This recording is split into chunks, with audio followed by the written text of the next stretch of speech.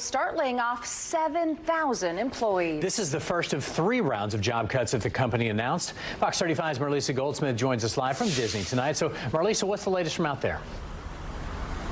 Well, as you mentioned, in the coming weeks, thousands of Walt Disney employees will no longer have a job. I spoke with a local economist who broke down what this all means and explained Disney isn't the only company faced with having to make these tough decisions. Another shakeup at Disney is leaving employees unsure about their job security. In a company-wide message obtained by Fox Business, we learned Walt Disney will begin making cuts this week. It's just companies right now dealing with what's going on the ground. How many people do we have? Do we have too many? What about departments as a whole? Do we need to get rid of certain departments? Fox News business contributor Gary Kaltbaum weighs in as this cut will be the first of 3 rounds.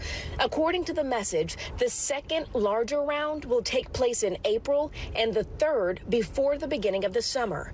The layoffs are projected to trim Disney's staff by 7,000 workers. One of those workers living here in Central Florida, posting on LinkedIn saying, "I always dreamed of working for Disney. I never thought I'd ever have to share an update like this, but sadly, my talented team at Disney, including myself, have been impacted by the layoffs." Inflation's high, which means people can afford less, which means the dollar doesn't go as far. That means earnings are down.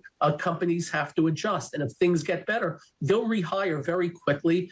They're just doing what they think is best for the companies. According to Disney CEO Bob Iger's memo, staff reductions will result in a more cost-effective, coordinated, and streamlined approach to the company and its operations.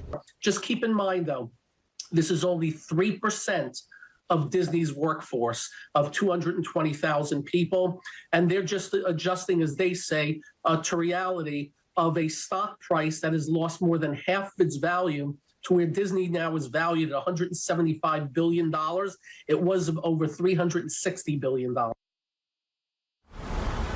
All right, so depending on how many Floridians are affected by these layoffs, they could potentially put another burden on our state's unemployment resources. Coming up tonight at 6, hear from one state lawmaker and what her biggest fear is with these layoffs. For now, reporting live from Walt Disney World, Marlisa Goldsmith, Fox 35 News.